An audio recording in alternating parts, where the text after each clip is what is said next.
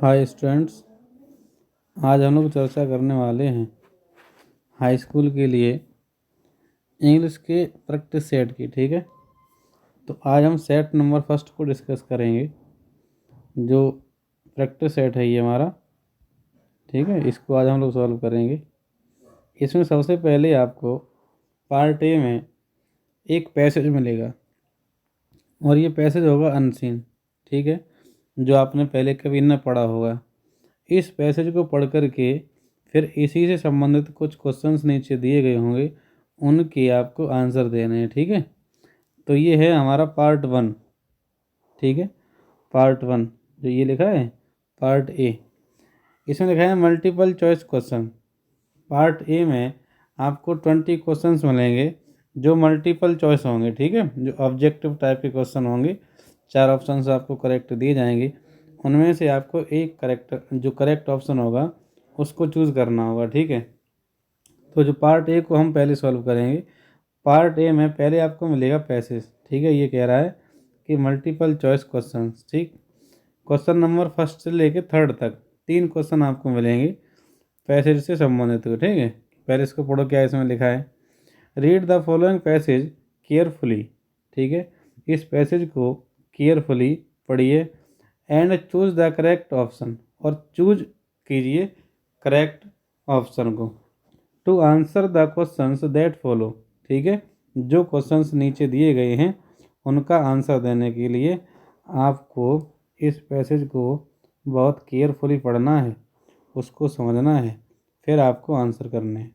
ठीक है, पैसेज पढ़िए। पैसेज में क्या लिखा है। When we enter New York harbour. ठीक है, जब हम एंटर करते हैं, जब हम प्रवेश करते हैं कहाँ, न्यूयॉर्क हार्बर। ठीक है, एक बंदरगाह, हार्बर का मतलब होता है बंदरगाह। तो जब हम न्यूयॉर्क बंदरगाह पर इंटर करते हैं तो क्या होता है। The first thing we see is the statue of Liberty. जिस चीज़ को हम पहले देखते हैं, ठीक है, द फर्स्ट थिंग यानी वी सी, वह पहली चीज़ जिसे हम देखते हैं वो क्या है, स्टैच्यू ऑफ लिबर्टी। ठीक है, स्टैच्यू ऑफ लिबर्टी की मूर्ति। ठीक है, उसको हम लोग देखते हैं पहले। What impresses us most it what impresses us most is its size. और जो हमको सबसे ज़्यादा इम्प्रेस करता है वो है इसका साइज एंड मैग्निफिसेंस। ठीक है, और इसका जो मैग्निफिसेंस है वो, ये दोनों चीज़ें हमें बहुत ही इम्प्रेस करती हैं। Have you ever wondered how it came to be there. आगे बता रहा है पैसेज में, क्या आपने कभी सोचा कि यह यहाँ कैसे आई। The statue of liberty the statue of liberty was a gift from the people of France. ठीक है, जो द स्टैच्यू ऑफ लिबर्टी है, ये जो मूर्ति है, ये क्या है, ये गिफ्ट है। ठीक है, किसका गिफ्ट है, from the people of France, France के लोगों के द्वारा। ठीक है, जो फ्रांस के लोग हैं उनके द्वारा दिया गया यह गिफ्ट है। To mark the 100 year anniversary of American independence. और जो अमेरिका है, ठीक है, उसकी जो इंडिपेंडेंस है, उसकी जो स्वतंत्रता है, उसकी 100 ईयर एनिवर्सरी। ठीक है, 100 साल हो चुके हैं जिसको आज़ाद हुए, तो उसी एनिवर्सरी के रूप में इसको गिफ्ट किया गया। In 1869 sculptor Frederic Auguste Bartholdi began to plan his concept for the monument. ठीक है, यह जो इमारत है, मोनूमेंट का मतलब होता है इमारत। ठीक है, यह जो इमारत है इसकी प्लानिंग शुरू की 1869 में। किसने, स्कल्प्टर फ्रेडरिक ऑगस्ट बार्थोली ने। ठीक है, उसने प्लान किया 1869 में इसको बनाने का। ठीक है, कि एक स्टैच्यू ऑफ लिबर्टी भी होनी चाहिए। Bartholdi envisioned liberty as a strong and proud figure. ठीक है, जो बार्थोली था उसने सोचा कि जो लिबर्टी है, as a strong and proud figure, liberty को एक प्राउड फिगर के रूप में, एक स्ट्रॉन्ग फिगर के रूप में उसने सोचा, उसको देखा। One who personified not only the majestic greet goddess of the past but also the working man and women in the present. ठीक है, अब ये जो स्टैचू लिबर्टी होती है, जो ग्रीक गॉडेस है, ठीक है, उसको तो रिप्रेजेंट करती ही, उसके संग संग जो वर्किंग मैन और वुमेन हैं प्रेजेंट में, उनको भी रिप्रेजेंट करती। ठीक है, उनकी भी कह सकते हैं कि उनका भी स्वरूप है एक। Finally in 1884 the work was finished, और यह जो स्टैचू ऑफ लिबर्टी का काम फिनिश हुआ, ये हुआ 1884 में। ठीक है, तो ये था हमारा पैसेज। अब इस पैसेज से जुड़े हुए जो क्वेश्चन आंसर हैं वो हम लोग डिस्कस कर लेते हैं। ठीक है, अब समझिए कि जो क्वेश्चन आंसर हैं, क्वेश्चन आंसर में क्या कहा गया है। जो हमारा फर्स्ट क्वेश्चन है वो क्या पूछ रहा है कि when we enter New York harbour, जब हम न्यूयॉर्क हार्बर पर एंटर करते हैं, the first thing we see is, जो पहली चीज़ हम देखते हैं वो क्या है, तो वो है हमारी option C, the Statue of Liberty. ठीक है, द स्टैचू ऑफ लिबर्टी। अगला देखिए, अगला क्वेश्चन है सेकंड वाला। ठीक है, सेकंड वाला क्वेश्चन क्या पूछ रहा है, सेकंड वाला क्वेश्चन ये कह रहा है कि the Statue of liberty was a gift from the people of. ठीक है, जो स्टैचू ऑफ लिबर्टी है वो गिफ्ट है, कहाँ के लोगों से, ये आपको बताना है। ठीक है, पैसेज में पढ़ लीजिए, यहाँ आपको आंसर मिल जाएगा। जो अभी पहला लिखा था, when we enter New York harbour the first thing we see is the, ठीक है, ये लिखा स्टैचू ऑफ लिबर्टी, ये पहले का आंसर था जो भी आपने लिखा। ठीक है, दूसरा कह रहा है कि ये कहाँ के लोगों ने गिफ्ट किया है। ठीक है, कहाँ के लोगों ने, तो ये लिखा है कि the Statue of liberty was a gift from the people of France. ठीक है, पीपल ऑफ फ्रांस, फ्रांस के लोगों द्वारा। ठीक है, इसमें देखिए फ्रांस ऑप्शन है कि नहीं है, ये ऑप्शन जो है हमारा, जापान ये नहीं है, इंग्लैंड नहीं है, ग्रीस नहीं है, फ्रांस। ठीक है, तो इस सेकंड वाले का आंसर हमारा फ्रांस है। ठीक है, यही आंसर है हमारा। ठीक, अगला देखिए question number third. Question number हमारा जो थर्ड है वो क्या कहता है, क्वेश्चन नंबर थर्ड हमारा ये कहता है कि द स्टैचू ऑफ लिबर्टी पर्सोनिफाइज, जो स्टैचू ऑफ लिबर्टी है वो पर्सोनिफाइज करती है, किसको करती है, the majestic Greek goddess of the past, जो ग्रीक की जो पास्ट गॉडेस है, ठीक है, वो उसको रिप्रेजेंट करती है, या working man and women of the present, ठीक है, उनको करती है, या फिर किसे करती है। सी ऑप्शन जो है हमारा, सी ऑप्शन कह रहा है कि द हिंदू गॉडेस सरस्वती, सरस्वती को रिप्रेजेंट करती है, बोथ ए एंड बी, तो करेक्ट ऑप्शन डी होगा। ठीक है, पहले ऑप्शन में बताया गया है कि जो ग्रीक गॉडेस है उसको रिप्रेजेंट करती है और लोगों को। ठीक है, तो पैसेज में कहा गया था कि ग्रीक गॉडेस के साथ साथ जो लोग हैं वहाँ के, उनको भी, जो वर्किंग मैन एंड वुमेन हैं उनको भी रिप्रेजेंट करती है। ठीक है, तो ये थे हमारे पैसेज के तीनों आंसर। पैसेज तो अपना सॉल्व हो गया। ठीक, अब देखते हैं नेक्स्ट क्वेश्चन। ठीक है, इसमें कह रहा है choose the correct option to answer the following question. ठीक है, कि जो नीचे क्वेश्चंस दिए गए हैं इनको सॉल्व करने के लिए आपको करेक्ट ऑप्शन चूज करना है। ठीक है, अब इसमें देखिए जो क्वेश्चन नंबर 4 है, क्वेश्चन नंबर 4 क्या कह रहा है, कंप्लीट द फॉलोइंग सेंटेंस, इस सेंटेंस को कंप्लीट कीजिए। ठीक है, अब सुनो, ये सेंटेंस है हमारा, ये क्या कहता है कि I will not go to his party, I will not go to his party, he invites me. ठीक है, ये कंडीशनल सेंटेंस है। वह क्या कह रहा है, सेंटेंस कह रहा है कि I will go to his party, मैं उसकी पार्टी में जाऊंगा, मैं उसकी पार्टी में नहीं जाऊंगा, नॉट लिखा है, मैं उसकी पार्टी में नहीं जाऊंगा। ठीक है, इफ़ का मतलब होता है यदि, यदि वह मुझे इनवाइट करेगा, या लेकिन मुझे इनवाइट करेगा, या जब तक नहीं।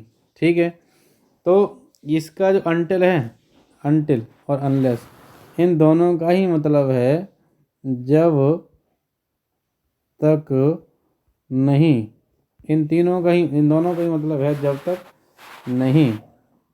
अब ये दोनों आते कब हैं? अनटिल आता है समय के रेफरेंस में, ठीक है, और अनलेस आता है शर्त के रेफरेंस में। कैसे? कि मैं तुम्हारी मदद नहीं करूँगा जब तक तुम मेरी मदद नहीं करोगे। तो मैं तुम्हारी मदद नहीं करूँगा जब तक तुम मेरी मदद नहीं करोगे। तो जब तक नहीं, ठीक है, जब तक नहीं की स्पेलिंग आपको अनलेस भी लगा सकते हो और अनटिल भी लगा सकते हो। अनटिल आती है समय के लिए, लेकिन ये कह रहा है कि जब तक तुम मेरी मदद नहीं करोगे तब तक मैं तुम्हारी मदद नहीं करूँगा। तो इसमें कहीं समय तो दिया नहीं गया है, तो हमारी अनलेस लगेगी, ठीक है। और अगर समय का आ जाता, जैसे कि जब तक मैं नहीं लौटूं तुम यहीं मेरा इंतज़ार करना, तो अगर इस प्रकार इंतज़ार करना और तो समय की बात हो रही है तो फिर अनटिल लग जाती, ठीक है, तो अनटिल लगती। अब इसमें देखिए, इसमें क्या कह रहा है कि I will not go to his party, मैं उसकी पार्टी में नहीं जाऊंगा, मैं उसकी पार्टी में नहीं जाऊंगा जब तक वह मुझे इनवाइट नहीं करेगा, जब तक वह मुझे नहीं बुलाएगा तब तक मैं उसकी पार्टी में नहीं जाऊंगा। तो आप इसमें ऑप्शन करेक्ट लगा सकते हैं ए, ठीक है। हालांकि यहाँ बी भी सही हो सकता है, लेकिन यहाँ करेक्ट ऑप्शन आपका ए हो जाएगा। दूसरी चीज़ एक और, अनटिल और अनलेस के और इफ़ के, ठीक है, ये अनटिल, ये अनलेस और ये इफ़, ठीक है। आप ये मान के चलो कि जब कंडीशनल सेंटेंस जो होता है उसमें कंडीशन अगर दोनों फ्यूचर में होती हैं, कंडीशन जो होती है वो फ्यूचर में होती है, तो इन तीनों के जो बाद का जो सेंटेंस होता है वो प्रेजेंट इंडेफिनिट में बनता है, ठीक है। तो इसमें आंसर आपका ए करेक्ट हो जाएगा। अब देखिए अगला क्वेश्चन है हमारा फिफ्थ वाला, ये क्या कहता है? This young man is true, ठीक है, this young man is true his words, यह जो यंग मैन है यह अपने वचनों का पक्का है, तो ट्रू टू हो जाएगा, ठीक है। इसमें ट्रू के बाद प्रपोजिशन जो फिक्स है वो टू आता है, ट्रू टू हिज वर्ड्स, ठीक। नेक्स्ट क्वेश्चन देखिए, नेक्स्ट क्वेश्चन क्या कह रहा है? नेक्स्ट क्वेश्चन ये कह रहा है कि rearrange the following word cluster to make a meaningful sentence, यानी यहाँ पर ये जो ए बी सी डी चार ऑप्शन दिए हैं इनमें आपको कुछ शब्द दिए गए हैं, ये शब्द यहाँ पे, ठीक है, ये शब्द दिए गए हैं, ये पूरा एक सेंटेंस लिखा है यहाँ से लेकर के जी यहाँ तक का जी, last, running, it been, night, has been, ठीक है। इन शब्दों को सही क्रम में लगाइए और एक सेंटेंस बनाइए, ठीक है। ये जो रियंज वाला सेंटेंस है ये हमारा कह रहा है कि इनको एक मीनिंगफुल, ठीक है, एक मीनिंगफुल सेंटेंस में ढालिए। अब देखो इसका हमें करना है रीअरेंज, तो इसमें इट बीन, ठीक है, इसका जो आंसर है इट बीन, ये तो होगा नहीं क्योंकि इट के बाद बीन कहीं आता नहीं है। नाइट लास्ट बीन, ये भी गलत है, ये भी नहीं होगा, ठीक है। बीन रेनिंग लास्ट, ये भी नहीं होगा। It has been raining since last night, ठीक है। ऑप्शन हमारा जो डी है, डी हमारा करेक्ट ऑप्शन है, तो इसलिए करेक्ट यही होगा, डी वाला हमारा जो करेक्ट आंसर है वो है डी, ठीक। नेक्स्ट क्वेश्चन देखिए, नेक्स्ट क्वेश्चन क्या कह रहा है? नेक्स्ट क्वेश्चन हमारा कह रहा है कि ही spent a lot of money on purchasing costly clothes, he spent उसने खर्च किया, ए लॉट ऑफ मनी बहुत सारा पैसा, ऑन परचेजिंग कॉस्टली क्लॉथ्स, ठीक है, महंगे कपड़े खरीदने पर, यानी महंगे कपड़े खरीदने पर उसने बहुत सारा पैसा खर्च किया, ठीक है, अच्छे अच्छे कपड़े खरीदने में बहुत सारा पैसा उसने खर्च किया। अब क्वेश्चन ये कह रहा है आइडेंटिफाइड द वर्ड स्पेंट। जो वर्ड स्पेंट है, ठीक है, इसको आइडेंटिफाई कीजिए, इसको बताइए कि यह क्या है। यह नाउन है, यह प्रोनाउन है, एडवर्ब है या वर्ब है। स्पेंट इस सेंटेंस में क्या है। और सेकंड फॉर्म लगी है स्पेंड की, तो सेकंड फॉर्म किसकी लगती है, सेकंड फॉर्म वर्ब की लगती है। इसलिए आपका करेक्ट ऑप्शन ये जो है सी, ये हो जाएगा। ठीक है, नेक्स्ट क्वेश्चन देखिए। ये कह रहा है कि which of the following words is miss spelled, यानी जो नीचे वर्ड्स दिए गए हैं उनमें जो मिस स्पेल्ड वर्ड है उसको बताइए, जिसकी स्पेलिंग गलत है।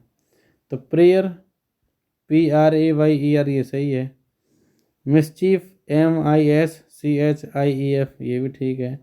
ग्रामर, GRAMMAR, ये भी ठीक है। अटैच, जी ठीक नहीं है। ठीक है, जी स्पेलिंग गलत है। तो हमारा जो ऑप्शन है, ठीक है, करेक्ट ऑप्शन हो जाएगा डी हमारा। ठीक, चलिए अगला देखिए। अगला क्वेश्चन हमारा फिर से क्या कह रहा है, फिर से ये कह रहा है क्वेश्चन नंबर 9 और 10। ठीक है, क्वेश्चन नंबर 9 और 10, इस पैसेज को पढ़ करके आपको आंसर देने हैं। ठीक है, इसमें क्या लिखा है। ही wandered for 7 years and finally sat down under a people tree. Way 7 years तक इधर उधर भटकते रहे, एंड फाइनली, और अंत में, सेट डाउन, बैठ गए, अंडर ए पीपल ट्री, एक पीपल के पेड़ के नीचे। ठीक है, वेयर ही वोड टू स्टे अनटिल इनलाइटमेंट केम, और यहाँ उन्होंने प्रतिज्ञा की यहाँ तब तक बैठे रहेंगे जब तक कि अनलाइटमेंट जो है, ठीक है, जो मोक्ष का रास्ता है, जो ज्ञान है, आप ज्ञान मान लीजिए। ठीक है, जब तक हमें ज्ञान नहीं मिल जाता, जब तक हमें बोध नहीं मिल जाता, तब तक मैं यहीं बैठा रहूँगा। इनलाइटेंड आफ्टर 7 days, और 7 दिनों में, ठीक है, 7 दिनों के बाद उन्हें बोध प्राप्त हुआ। ही रीनेम्ड द ट्री द बोध ट्री, और जब उन्हें 7 दिन बाद बोध हो गया, जब ज्ञान हो गया, तो बोध का मतलब होता है ज्ञान। ठीक है, तो जब उन्हें ज्ञान 7 दिन बाद प्राप्त हो गया तो उन्होंने उस पेड़ का नाम रख दिया Bodh tree, tree of wisdom. Wisdom means होता है बुद्धिमानी, तो बुद्धिमानी का पेड़। And began to teach and to share his new understandings, और जब ज्ञान मिल गया तो उसके बाद में बिगेन टू टीच, पढ़ाना शुरू कर दिया, यानी लोगों को सिखाना शुरू कर दिया। टू शेयर, और शेयर करना शुरू कर दिया, लोगों से साझा करने लगे क्या, हिज न्यू अंडरस्टैंडिंग्स, जो उन्होंने नई नई चीज़ें सीखी थी 7 दिन के भीतर, जो ज्ञान खोजा था, जो बोध उन्हें प्राप्त हुआ था, उसको वे अन्य लोगों को समझाने लगे। अब देखिए इससे जुड़े हुए क्वेश्चन कौन से हैं। क्वेश्चन क्या कह रहा है हमारा। Siddharth Gautam wandered in search of enlightenment for, जो सिद्धार्थ गौतम थे वो वांडर्ड, भटकते रहे, इन सर्च ऑफ एनलाइटमेंट, यानी बोध की सर्च में, ज्ञान की सर्च में भटकते रहे, फॉर, कितने दिनों के लिए। तो यहाँ लिखा है कि ही वांडर्ड फॉर 7 years। आंसर इसमें देख लो, 7 years कहाँ लिखा है, 4 years, 5 years, 3 years और 7 years। करेक्ट ऑप्शन वी है। ठीक है, जो वी ऑप्शन है हमारा, वी, वो करेक्ट ऑप्शन है। ठीक, अगला क्वेश्चन देखिए। अगला क्वेश्चन हमारा क्या कहता है। अगला क्वेश्चन कह रहा है कि Siddharth Gautam got enlightenment sitting under, Siddharth Gautam ने जो एनलाइटनमेंट है वो प्राप्त किया किसके नीचे बैठ के। ठीक है, ए बैनियन ट्री, बरगद के पेड़ के नीचे बैठ के, a mango tree, mango tree के नीचे बैठ के, ओक ट्री, ओक ट्री के नीचे बैठ के, या पीपल ट्री, पीपल ट्री के नीचे बैठ के। तो आंसर हमारा सी करेक्ट है, पीपल ट्री के नीचे बैठ कर के उन्होंने ज्ञान को प्राप्त किया। ठीक है, ये तो पैसेज वाले क्वेश्चंस थे। अब देखो नॉर्मल, ये कह रहा है 11 to 13, question number 11 to 13, choose the correct option to answer the following question. ठीक है, जो यहाँ ऑप्शन दिए गए हैं उनमें से करेक्ट ऑप्शन को चुन करके आप सही उत्तर दीजिए। क्वेश्चन क्या पूछ रहा है, विच quality of Lencho impressed the post master most. Lencho की किस क्वालिटी ने इम्प्रेस किया पोस्ट मास्टर को सबसे ज़्यादा। ठीक है, लेंचो की ऐसी कौन सी क्वालिटी थी जिसने पोस्ट मास्टर को सबसे ज़्यादा इम्प्रेस किया। ठीक है, हिज फुलिशनेस, लेंचो की मूर्खता। हिज सिंपलिसिटी, लेंचो की सादगी। ठीक है, his great faith in God, उसका जो भगवान में अटूट विश्वास था उसने, या नन ऑफ दीज, या किसी ने नहीं, इनमें से किसी ने नहीं। तो ऐसी लेंचो की कौन सी क्वालिटी थी जिसने पोस्ट मास्टर को सबसे ज़्यादा इम्प्रेस किया, इतना कि उसने खुद से और अपने अन्य साथियों से पैसे लेकर के उसको भेजे लेंचो की मदद की। तो करेक्ट ऑप्शन है हमारा B, his great faith in God. ठीक है, चलिए अगला क्वेश्चन देखिए। अगला क्वेश्चन हमारा क्या कहता है, अगला क्वेश्चन हमारा ये कह रहा है कि who is the author of the lesson his first flight. ठीक है, यह जो फर्स्ट फ्लाइट है इसका जो ऑथर है किसने लिखा है। ठीक है, ये आपको बताना है। ठीक, ये ऑप्शन दिए हैं, ये ऑप्शन है पोलो कोलो, रोल्ड डेल, लियम ओ फ्लैटी, फ्रेडरिक फोर्सिथ। ठीक है, तो मे भी इसका आंसर बी करेक्ट है। ठीक है, इसका आंसर ये वाला सही है, फिर भी एक बार आप चेक कर लेना। ठीक है, नेक्स्ट क्वेश्चन देखिए, who had invited Rajveer to visit his home in upper Assam. ठीक है, जो आसाम है, अपर आसाम है, उसमें किसने राजवीर को इनवाइट किया अपने घर आने के लिए। प्रांजोल फादर, प्रांजोल के पिता ने।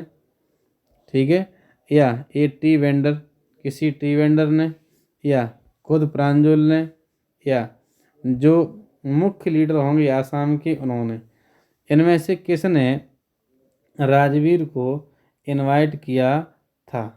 ठीक है, तो प्रांजल के फादर ने या प्रांजल ने। अनुमान हमारा कहता है कि प्रांजल के फादर ने। ठीक है, इनका होगा, फिर भी एक बार चैप्टर को पढ़ लेंगे तो देख लेना, कंफर्म वहाँ से हो जाएगा। शायद बी भी हो सकता है, वैसे मेरा अनुमान ये कहता है कि प्रांजल फादर। ठीक है, प्रांजल के पिता होंगे, उन्होंने इनवाइट किया होगा, क्योंकि जो प्रांजल था वो तो उसके साथ ही था, तो वो क्यों इनवाइट करेगा। फिर भी एक बार पढ़ लेना, ज़्यादा श्योरिटी हो जाएगी। ठीक है, अगला देखिए, read the given extract and choose the correct option to answer the following question. तो कह रहा है कि ये जो अवतरण दिया गया है, ठीक है, इस अवतरण को ध्यान से पढ़िए। एक्सट्रैक्ट से लिखा है इसमें एक्सट्रैक्ट, इसका मतलब होता है अवतरण। ठीक है, पद्यावतरण, पद्य का अवतरण, पद्यांश कह सकते हो। तो इसको पढ़िए और करेक्ट आंसर दीजिए। ये है हमारा द फॉग वाली पोएम से। ठीक है, कार्ल सैंडबर्ग की जो पोएम है द फॉग, उससे लिया गया। इसमें कह रहा है कि द फॉग कम्स, जो कोहरा है वह आता है, ऑन लिटिल कैट फीट। ठीक है, जैसे बिल्ली अपने छोटे छोटे कदमों से आती है, उसी प्रकार से उन्हीं कदमों से कोहरा आता है। It sits looking over harbour and city, और यह बैठ जाता है। ठीक है, यह बैठ जाता है ओवर हार्बर एंड सिटी, देखते ही देखते सिटी पर, जो शहर है पूरा शहर पर और बंदरगाह पर यह बैठ जाता है। On silent haunches and then moves on. ठीक है, जो अपने कंधे हैं उन कंधों को, जैसे ना बिल्ली आती है चुपचाप अपने कंधों को झुका करके बैठ जाती है, वैसे ही कुछ उसी प्रकार से फॉग आता है चुपचाप से, और पूरे शहर पर, पूरे बंदरगाह पर थोड़ी ही देर में, देखते ही देखते बैठ जाता है। एंड देन मूव्स ऑन, और तुरंत ही आगे बढ़ जाता है। ठीक है, तुरंत ही आगे बढ़ जाता है। कोहरा ऐसा ही तो होता है, आया बहुत कोहरा आ जाएगा, फिर बढ़ जाएगा आगे। अब देखो इसके क्वेश्चन क्या कह रहे हैं। क्वेश्चन कह रहा है कि who is the poet of the poem written above. जो ऊपर वाली पोएम लिखी है किस कवि ने लिखी है, उसका नाम क्या है? तो विलियम बटलर ईट्स ने लिखा है, रॉबर्ट फ्रॉस्ट ने लिखा है इसे, जॉन बेरीमैन ने लिखा है, या कार्ल सैंडबर्ग ने लिखा है? तो आपका करेक्ट ऑप्शन है ए। ठीक है, कार्ल सैंडबर्ग ने लिखा है इसको। अगला क्वेश्चन क्या पूछ रहा है? द फॉग कम्स, जो फॉग है वह आता है, कैसे आता है? साइलेंटली आता है। ठीक है, इसमें करेक्ट ऑप्शन आपका साइलेंटली है, साइलेंटली ही आता है, कह रहा चुपचाप आता है। ठीक, अगला क्वेश्चन देखिए, अगला क्वेश्चन हमारा क्या कहता है? अगला क्वेश्चन लिखा है 16 से 20। ठीक है, choose the correct option to answer the following questions, कि इन करेक्ट ऑप्शंस को चूज कीजिए इनमें से और इनके उत्तर दीजिए। ठीक है, क्या समझ रहा है, क्या समझा रहा है वो समझिए। Question number 16। ठीक है, for how many days was turkey given no food, कितने दिनों के लिए, for how many days was turkey given no food, turkey को कोई खाना नहीं दिया गया? 4 दिन के लिए, 6 दिन के लिए, 1 दिन के लिए, या 2 दिन के लिए? आपने पढ़ा होगा टर्की वाला चैप्टर, मिसेज पंफ्रे जो हैं, ठीक है, ए ट्रम्प ऑफ सर्जरी, उसी चैप्टर से लिया गया है। तो 2 दिन तक उसे कुछ भी खाने के लिए नहीं दिया गया। ठीक है, अगला कह रहा है how old was Hari Singh when he met Anil, जब वह अनिल से मिला तो हरी सिंह की उम्र कितनी थी? ठीक है, 20 साल का था हरी सिंह, 17 साल का था, 15 साल का था, या 21 साल का था? कितनी साल का था हरी सिंह? ये आपको सबको याद होना चाहिए कौन सा इसमें आंसर करेक्ट है। ठीक है, 15 ईयर्स जो करेक्ट ऑप्शन है वो ए वाला करेक्ट है। ठीक है, 15 साल का था हरी सिंह और 25 का था अनिल। ठीक, नेक्स्ट क्वेश्चन देखिए, नेक्स्ट क्वेश्चन क्या कह रहा है? What was the evidence against Horace that got him arrested? ठीक है, जो हॉरेस था जिसको किताबें पढ़ने का बहुत शौक था और किताबों का जो उसका शौक था उसको पूरा करने के लिए वह चोरी किया करता था। वो था कौन? वो था एक लॉक मेकर था शायद, है लॉक स्मिथ, ताले बनाता था हॉरेस। तो ये कह रहा है, क्वेश्चन ही पूछ रहा है कि व्हाट वाज द एविडेंस, वह कौन सा एविडेंस था अगेंस्ट हॉरेस, हॉरेस के against, that got him arrested, जिसने उसको अरेस्ट करवा दिया? पुलिस को ऐसा कौन सा सबूत मिल गया था जिसके आधार पर पुलिस ने हॉरेस को अरेस्ट कर लिया? ऑप्शन देखिए, the key, his gloves, his fingerprints, all of the above. क्या मिल गया था ऐसा जो उसको गिरफ्तार कर लिया गया? तो क्या मिल गया था? मिल गया था उसके फिंगरप्रिंट्स, जो दीवारें थीं उन पर उसके फिंगरप्रिंट्स लगे हुए थे, इस वजह से वो हॉरेस को अरेस्ट कर लिया गया। ठीक, नेक्स्ट क्वेश्चन देखिए, क्वेश्चन नंबर 19 है, select the correct option to answer the following. ठीक है, यानी जो नीचे क्वेश्चन दिया गया है उसका आंसर देने के लिए आपको करेक्ट ऑप्शन जो है उसको चूज करना है। ठीक है, क्वेश्चन क्या है? ग्रिफिन वाज ए, जो ग्रिफिन था वह एक साइंटिस्ट था, कैसा साइंटिस्ट था? Griffin was a brilliant scientist, scientist brilliant था, लॉलेस पर्सन, लॉलेस पर्सन था, both both A and B, दोनों ही ऑप्शन सही हैं, या डी कह रहा है none of the above?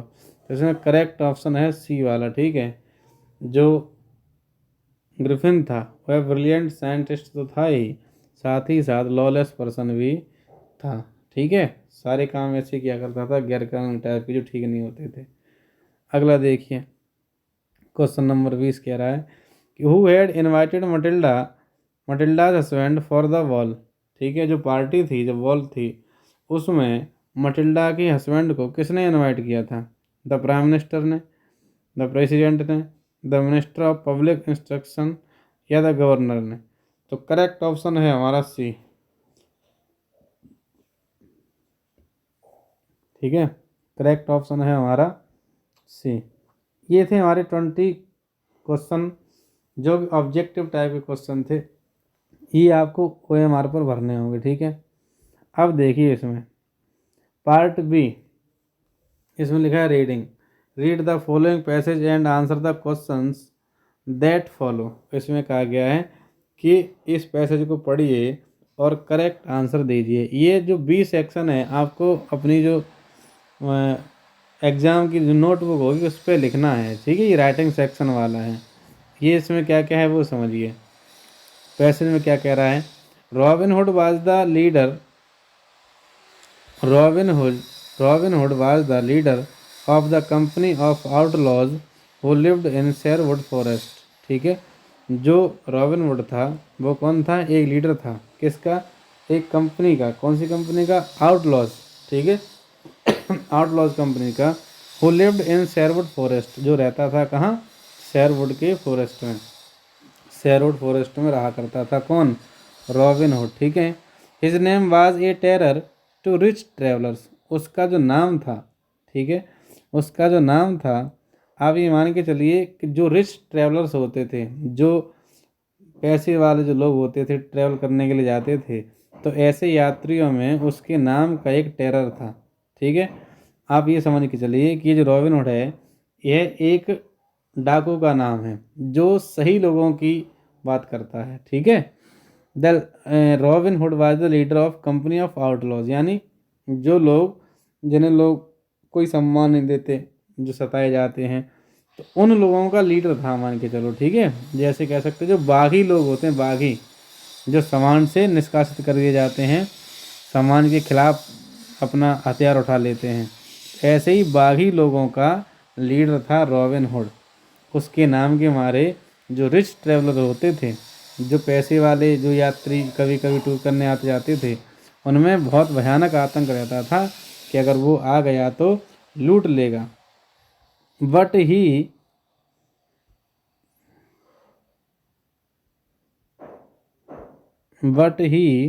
Was loved by the poor, लेकिन जो पुअर लोग थे, जो गरीब लोग थे, वो उसको बड़ा प्यार करते थे क्योंकि वह गरीबों की सहायता किया करता था। whom he saved from cruel landlords and often helped with money, ठीक है, जिन लोगों की उसने सहायता की थी, जो बहुत ही निर्दयी लैंडलॉर्ड होते थे, ज़मींदार होते थे, लोगों को सताते थे, गरीब लोगों को, तो ऐसे लोगों की वह मदद किया करता था, उनके चंगुल से उन्हें निकालता था, उनकी पैसे से भी मदद किया करता था। इसलिए जो रॉबिन हुड था वह गरीबों का मसीहा था, आप ऐसे कह सकते हैं, गरीबों का मसीहा था। The sheriff of the near by town was his bitter enemy, ठीक है, जो पास का ही शहर था उसका जो शेरिफ था, शेरिफ कहते हैं न्यायाधीश को, ठीक है, उसका जो न्यायाधीश था वह उसका बिटर एनिमी, ठीक है, बहुत ही कट्टर दुश्मन था। ये रॉबिन हुड का अगर कोई एक दुश्मन था तो वो था शेरिफ, यानी न्यायाधीश, यानी शहर रहा होगा, पास का ही शहर रहा होगा, तो उसके शहर का जो मुख्य न्यायाधीश था वह उसका कट्टर दुश्मन था। After many attempts to catch Robin Hood, the sheriff one day declared in the hearing of many people, I am willing to give half of my wealth to anyone who will help me to catch Robin Hood. एक दिन वह लोगों की सुनवाई कर रहा था, ठीक है, जो शेरिफ था, जो न्यायाधीश था, वह मुकदमे सुन रहा था। उसने कई सारे अटेम्प्ट किए, उसने बहुत सारी कोशिशें की रॉबिन हुड को अरेस्ट करने की, लेकिन वह नाकामयाब रहा। तो एक दिन उसने क्या किया, अपने कोर्ट में यह अनाउंस कर दिया कि who will help me to catch Robin, Raven को पकड़वाने में, रेविन को पकड़ने में जो मेरी मदद करेगा, I am willing to give half of my wealth to anyone, तो जो मेरी मदद करेगा मैं उसको अपनी संपत्ति का आधा हिस्सा दे दूंगा, जो उसको पकड़वाने में मेरी मदद करेगा। समझ गए। तो सोचो, जो शेरिफ था, जो न्यायाधीश था, उसने इनाम लगा दिया कि जो भी व्यक्ति रॉबिन हुड को पकड़वाने में मेरी मदद करेगा मैं उसको अपनी संपत्ति का आधा भाग दे दूंगा। ये था हमारा टॉपिक। अब देखो क्वेश्चन हमारा क्या कह रहा है।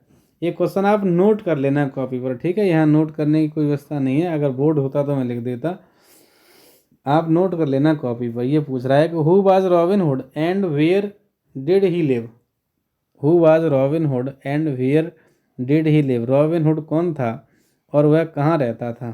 ठीक है, तो इस पैसेज की अगर आप पहली लाइन पढ़ेंगे तो ये आंसर आपको मिल जाएगा कि ये लिखा है, ये लिखा robin hood was the leader of company of outlaws who lived the in Sherwood forest. ठीक है, तो यहाँ से आपको पहला जो क्वेश्चन का आंसर है वो मिल जाएगा। नेक्स्ट क्वेश्चन क्या कहता है हमारा, नेक्स्ट क्वेश्चन है सेकंड वाला। सेकंड क्वेश्चन ये पूछ रहा है, ये बी नंबर वाला, who did robin hood help with money. ठीक है, यहाँ पे कायदे में हूम होना चाहिए, एम बना लेना यहाँ पे। ठीक है, यहाँ पे एम बनाइए, हुम did robin hood help with money, किन की सहायता किया करता था रॉबिन हुड पैसे से। ठीक है, पैसे से किसकी सहायता किया करता था, तो इसमें देखो लिखा होगा, क्या लिखा है कि loved by the poor whom he saved from cruel landlords and often helped with money, यानी जो गरीब लोग होते थे। ठीक है, तो इसका आंसर हो जाएगा कि जो रॉबिन हुड था। ठीक है, यहाँ लिख दोगे कि ये कौन सा बी वाला ऑप्शन है, robin hood helped the poor with money. ठीक है, robin hood helped the poor with money. Next question देखिए, सी क्वेश्चन क्या कह रहा है, सी क्वेश्चन कह रहा है who was robin hoods bitter enemy. Robin hood का बिटर एनिमी कौन था, तो यही लाइन लिखी होगी, जो देखो लिखी, the sheriff of the near by town was his bitter enemy. ठीक है, तो यहाँ से लेकर के और यहाँ तक का लिख दोगे, आपका आंसर हो जाएगा। नेक्स्ट क्वेश्चन कह रहा है, नेक्स्ट क्वेश्चन हमारा ये कह रहा है कि which word in the passage means to make non publicly और ऑफिशियली। ठीक है, ऐसा कोई व्यक्ति जो पब्लिकली जाना जाता हो, ऑफिशियली जाना जाता हो, ठीक है, न्याय वगैरह के लिए, तो उसको हम कहते हैं द शेरिफ। तो करेक्ट ऑप्शन हमारा होगा द शेरिफ। ठीक है, करेक्ट ऑप्शन हमारा हो जाएगा द शेरिफ। ठीक है, इसका जो लास्ट वाले का आंसर हो जाएगा द शेरिफ। तो ये है हमारा करेक्ट पैसेज। ठीक, अब देखिए इसमें राइटिंग सेक्शन में क्या है, राइटिंग सेक्शन में है write an application to health officer of your city requesting him to arrange for the cleanness of your locality and spraying some insecticide to kill the mosquitoes. कि अपने area के जो health officer हैं, आपकी city के जो health officer हैं, उनको एक एप्लीकेशन लिखिए और उनसे कहिए कि यहाँ सफाई कराने की व्यवस्था करें। ठीक है, लिखा है क्लीननेस, सफाई कराने की व्यवस्था करें आपकी लोकेलिटी में, और spraying some insecticide to kill the mosquitoes, यानी मच्छरों को मारने के लिए किसी दवा का छिड़काव कराएं। इसके लिए आपको एप्लीकेशन लिखना है। या फिर क्या कर सकते हैं, write a letter to your father requesting him to send 100,000 as you want to go on tour programme arranged by your college and also a permission letter to participate in it. ये कह रहा है कि अपने पिता को एक पत्र लिखिए और उनसे 1,000 रुपये मांगिए और उनसे बताइए कि स्कूल में एक प्रोग्राम टूर रखा गया है। ठीक है, स्कूल में ही स्कूल वालों ने एक टूर रखा है, तो उस टूर पर हमें जाना है, उसके लिए हमें 1,000 रुपये चाहिए और उसमें आप परमिशन भी मांगिए। ठीक है, तो आप या तो इसको एप्लीकेशन लिख लीजिए सफाई कराने और दवा का छिड़काव कराने के लिए, या फिर अपने पिता को पत्र लिख लीजिए। ठीक है, और उसके बाद में है आर्टिकल। ठीक है, आर्टिकल लिख दीजिए, 100 से 80 शब्दों में आर्टिकल लिखना है। ठीक है, या फिर लिख सकते हैं 100 से ही 80 शब्दों में एक पैराग्राफ। ठीक है, या फिर आप पैराग्राफ लिख सकते हैं। ग्रामर हमने आपका सॉल्व करा दिया है, ग्रामर जो सेक्शन है वो सॉल्व करा दिया है। ठीक है, तो ये आपकी दो चीज़ें हैं, एक राइटिंग सेक्शन में ये वाला और ये लॉन्ग वाले क्वेश्चन आंसर जो मैंने उस वाले पैसेज में करा दिए थे। ठीक है, तो जो आज के जो क्वेश्चन आंसर्स रहे, पैसेज रहे, आई होप आपको समझ में आए होंगे। ये जो राइटिंग सेक्शन है लेटर का और इसका रिपोर्ट वाला, ये हम आपको करा देंगे और लॉन्ग आंसर करा देंगे, फिर आपका सेट पूरा हो जाएगा। ठीक है, शॉर्ट आंसर और ग्रामर मैं लाइव क्लास में लगवा चुका हूँ, तो आप दोनों देख लेंगे तो आपका जो ये कंप्लीट हो जाएगा। ठीक, फिर मिलेंगे नेक्स्ट जो प्रैक्टिस सेट होगा 2। ठीक है, वो आपको कल मिल जाएगा। ठीक, परीक्षा है नज़दीक, इसलिए प्रैक्टिस करते रहिए। चलिए, सबको धन्यवाद देखने के लिए।